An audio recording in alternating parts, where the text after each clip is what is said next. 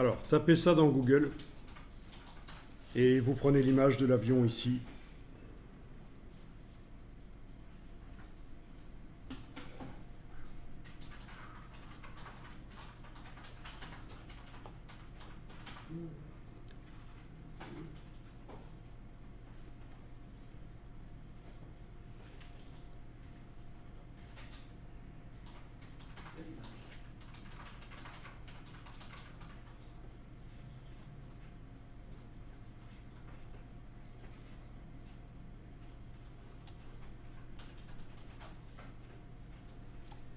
Bon, changez les couleurs.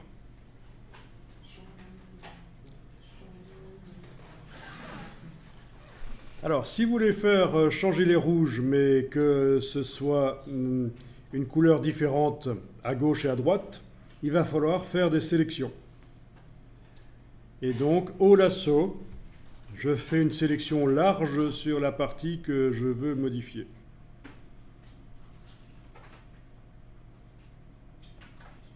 Éventuellement, je modifie avec la touche majuscule pour ajouter un peu de zone, ou la touche Alt pour en enlever. En tout cas, voilà, on a fait une sélection large et très rapide sur la zone qu'on veut modifier. Vous avez intérêt, quand vous faites des retouches comme ça, à faire une sélection à bord flou.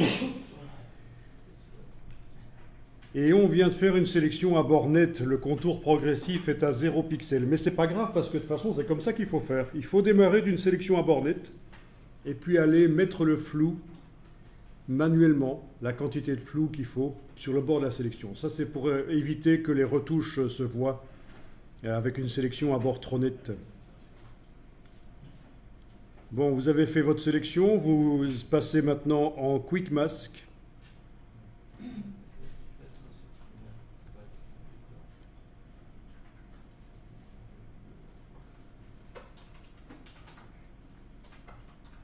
En Quick Mask. Et là, vous allez pouvoir mettre sur le masque le flou, filtre, flou gaussien. Ben oui, parce que le contour progressif du lasso, comment savoir quelle est la valeur de flou qu'il faut mettre?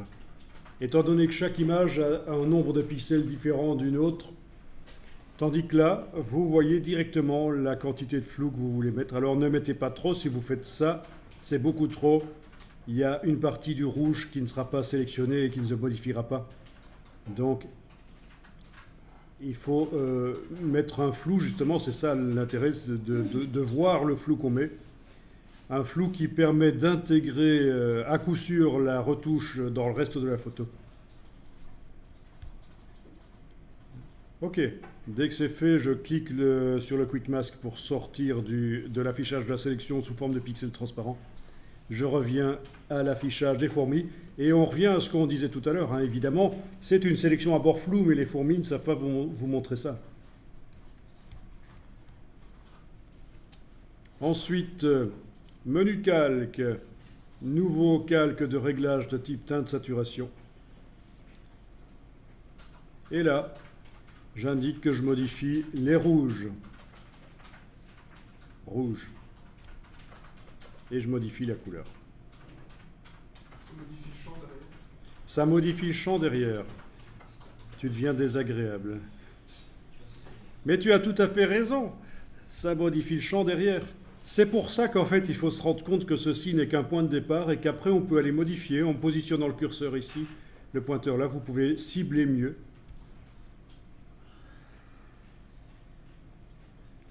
Vous pouvez même rétrécir le ciblage. Voilà. Bon, ben, il faut voir un peu comment ça fonctionne. Hein. Vous testez. Et vous allez finalement arriver à cibler vraiment uniquement la couleur que vous voulez modifier. Oui, visiblement le champ derrière était un peu rougeâtre, hein, la terre rougeâtre.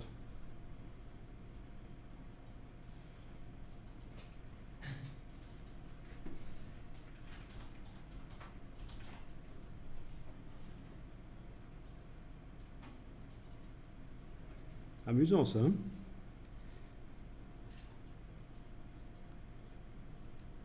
Voilà, changer la couleur. Donc.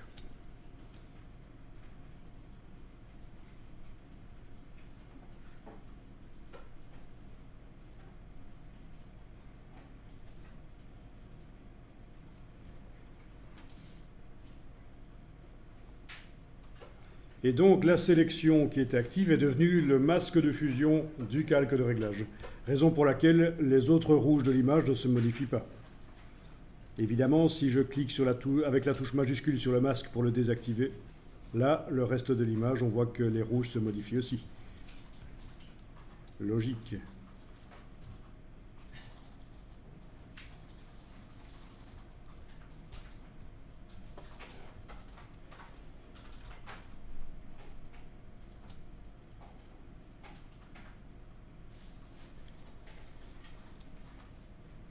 Ok. Je teste ici pour voir si en faisant un calque de réglage qui modifie les cyans, j'arriverai à modifier la couleur du ciel uniquement. Oui, ça fonctionne. En faisant un nouveau calque de réglage qui vise les cyans, et là j'ai pas fait de sélection au préalable, mais j'arrive à modifier uniquement le ciel. Bon, c'est vrai que si les réglages est fort, on voit que le bleu de l'avion se modifie aussi un peu. Et là c'est un truc intéressant parce que vous avez il faut se rendre compte que la réglette en couleur là est une roue chromatique en fait. Et quand ça dépasse de ce côté-là, ça réapparaît de l'autre côté.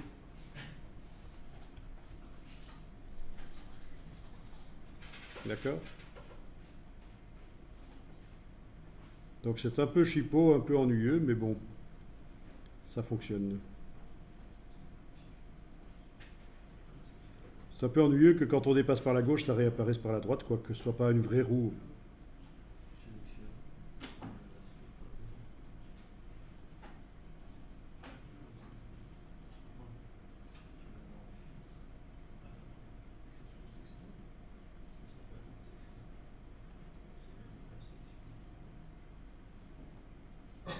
Bon ben voilà, par exemple, avec ce calque, j'arrive à faire en sorte que le ciel soit moins bleu.